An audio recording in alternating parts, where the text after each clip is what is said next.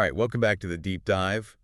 As always, we appreciate you sending in all these fascinating materials. We really enjoy digging into this What's stuff. really fun, yeah. Today we're diving into something that's particularly um, close to my heart, at least. We're looking into Loch Lomond Golf Whisky. Ooh, very Yeah. nice. You sent over some great information from whiskey.dk, and I think our mission here is to really try to understand this connection between Loch Lomond Whiskey and the Open Golf Championship. Yeah, I'm really curious about these special edition releases, right? What makes them unique? What makes them noteworthy for, both whiskey enthusiasts and golf fans? Yeah, absolutely. So I guess let's start with, well, I guess the partnership itself. Yeah, Right? yeah. Loch Lomond Whiskies, they've been the official whiskey of the Open since 2018. That's right, yeah. And whiskey.dk describes the Open as, quote, Golfin's original Mesterskab, Which means, which means, yeah, the original championship of golf. oh, And they also call it one of the world's most prestigious golf tournaments. absolutely. So, right off the bat, we're talking about something, that's steeped in tradition and heritage, right? Yeah, for sure. So what made this pairing so natural? Like, why Loch Lomond and why the Open? Well, I think it goes beyond just, a simple sponsorship, right? What we see here is this really beautiful alignment of values, both whiskey and golf. They represent tradition, they represent this idea of handwerk, which is craftsmanship. Oh, yeah. And they both share this dedication to, striving for excellence, right? Reaching this, peak of what's possible. And think about it, right? A golfer, they spend countless hours honing their swing, perfecting their technique. Right, right. And similarly, a distiller, they meticulously monitor the fermentation, the distillation, the aging process, right? It's all about precision, dedication, and really this deep passion for the craft. Yeah, so it really does make sense, right? It's not just a logo on a billboard or something like that. Oh, not at all. There's something much deeper, much more resonant Yeah. between these two, I think. And whiskey.dk, they kind of point to this shared Scottish heritage, like this really deep cultural connection. Of course. Can you talk about why that geographical connection is so, I guess, crucial to this whole thing? Oh, you can't really talk about golf or whiskey without talking about Scotland, right? I mean, they're so deeply intertwined with the history, the culture, even the landscape of the country. Yeah. Think about the iconic rolling hills, right? Those are the same hills that give us those stunning golf courses and also provide the pure water and the barley that are so essential for making Scotch whiskey. Mm. So there's this really inherent connection to the land itself that underpins both of these traditions. Yeah, it's almost like the Scottish terroir, right? Like it influences both. Absolutely. And there's this great analogy that whiskey.dk makes. They say golf requires precision, patience, and understanding of the natural terrain, right? And that's really similar to the art of making whiskey, which also requires time, expertise, and these specific conditions. It's about mastering nature, really, Mhm. in these very distinct but also connected ways. Yeah, I love that. I love that. And it's not just about these special edition bottles, right? I mean, Loch Yes. Lomond, they're really present at the Open, right? Oh, absolutely. Yeah, they're at all the events. They offer exclusive tastings. They host all sorts of events and experiences. They really bring their brand to life, not just for the golfers themselves, but for everyone who attends the Open. Okay, so let's talk about these special edition bottlings, right? The Open Special Edition series. Right. And they've actually partnered with some really big names in golf. Some legends, yeah. Yeah, like Colin Montgomery, Darren Clark. What's the idea behind, creating these specific releases with these big name players? Well, the main goal, as far as I understand it, is to really celebrate the artistry of both golf and whiskey making. They want to create something special, something unique that really embodies the spirit of both worlds. And these collaborations with, these legendary golfers, it adds another layer to that story, right? They're not just, slapping a name on a bottle. They're really trying to capture something unique and special. Okay, well, that brings us to the newest releases, which are really exciting. Yeah. These are for the 153rd Open, which is being held at Royal Portrush in Northern Ireland in 2025. It's going to be huge. So there are two unique editions highlighted on whiskey.dk. Right. Can you kind of break down each one for us? Yeah, so the first one is the Loch Lomond 22 Or, the Open Course 2025 153rd Royal Portrush Single Malt Scotch Whiskey. Wow, that's a mouthful. It's a long one, right? That one's bottled at 46.7%. And then you have the Loch Lomond 153rd Open Royal Portrush 2025 Highland Single Malt Scotch Whiskey, which is a bit shorter. That one comes in at 46% ABV. Okay, so two different expressions, two different ABVs. It's Yes. exactly. And the way they're produced is pretty interesting, right? Very interesting. Whiskey.dk says they're made exclusively with roast brie. That's new make spirit, right? Yeah, new make spirit from Loch Lomond's straight neck stills. I'm actually not super familiar with straight neck stills. They're pretty cool, actually. They're different from traditional pot stills, right? Those usually have a more constricted neck.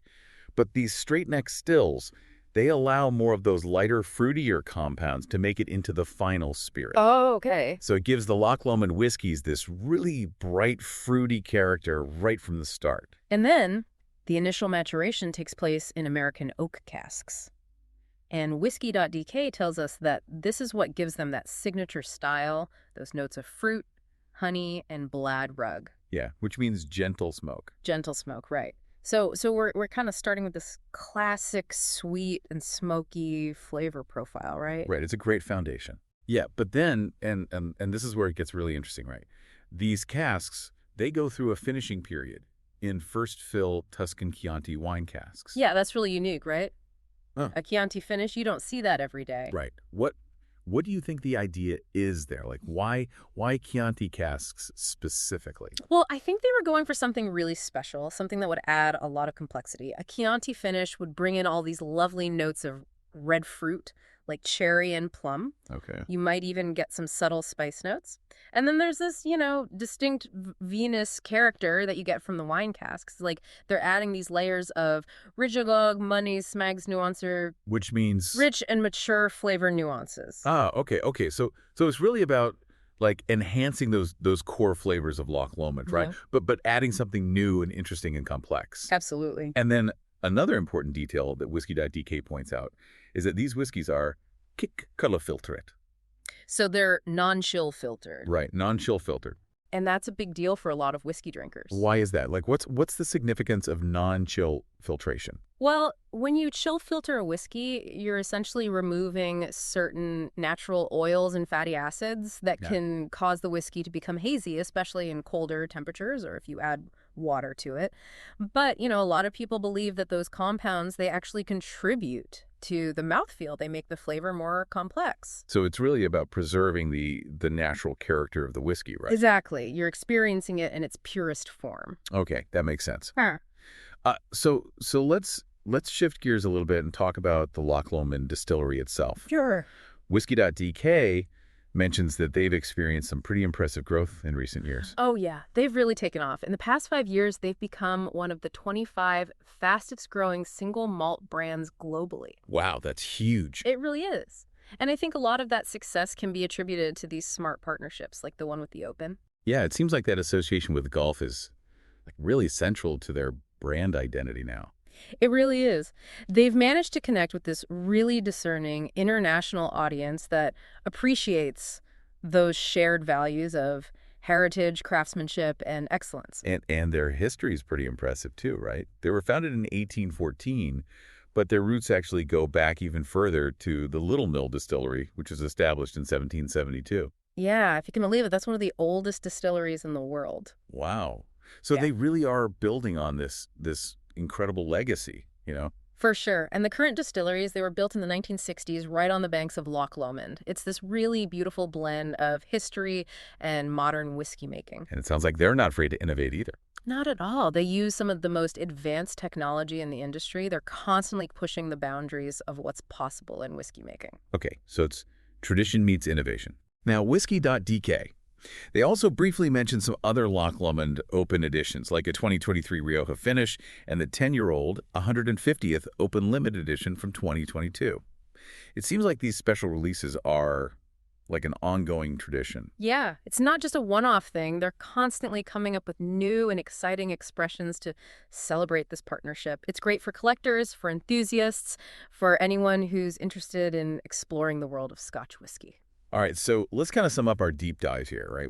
We've seen how Loch Lomond has really built this amazing relationship with the Open. It's a smart partnership that really highlights their shared values, right? Alternately. And these special edition releases especially those new Chianti cask finished whiskeys. Mhm. They really show off their commitment to innovation while still respecting that heritage of Scotch whiskey and the game of golf. I think what's so cool is how they've turned a traditional sponsorship into something so much more. It's a genuine cultural connection that enriches both the world of whiskey and the world of golf. Yeah, absolutely.